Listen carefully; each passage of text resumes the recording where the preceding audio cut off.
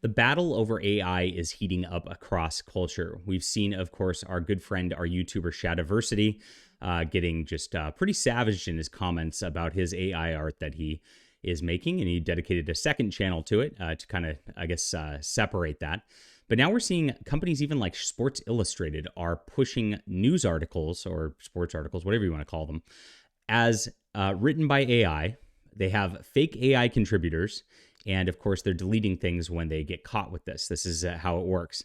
Now, Comic Book Resources also has been accused of doing this very thing. I have not seen evidence of it yet, but I've heard that this is the case over there too. We're going to see this at more and more news sites as they're cutting staff and, of course, trying to cut the people who actually generate these news stories. Gosh, I hope you guys stick around for me.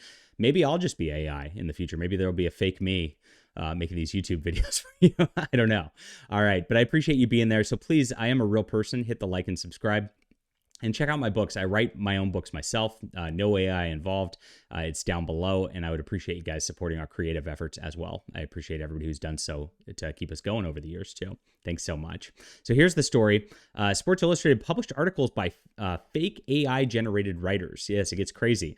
And then Futurism here asked them about it, and they deleted everything off their website as soon as they were asked. And check this out. Here's the profile, and this dude is not real. No, he's not a transgender woman pretending to be a dude. He is just literally an AI profile that was made here. Drew Ortiz. He likes to say he grew up in the wild, which is partially true on the internet. He grew up in a farmhouse, sure, surrounded by woods, field, and a creek. Drew spent much of his life outdoors and is excited to guide you through his never-ending list of best products to keep you from falling in the perils of nature. Nowadays, there's rarely a weekend that goes by where Drew isn't out camping, hiking, or just back in his parents' farm. Turns out he's just ChatGTP. It's unbelievable. And he's not the only AI-generated author published by Sports Illustrated, according to a person involved with the creation of content who asked to be kept anonymous to protect them from professional repercussions.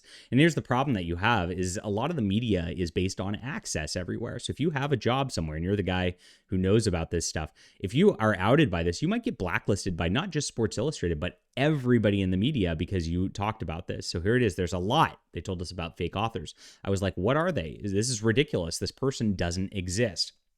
At the bottom of the page, there would be a photo of a person, some fake description of them, stuff like that. It's just crazy. The AI author's writing often sounds like it was written by an alien. Oh, yeah.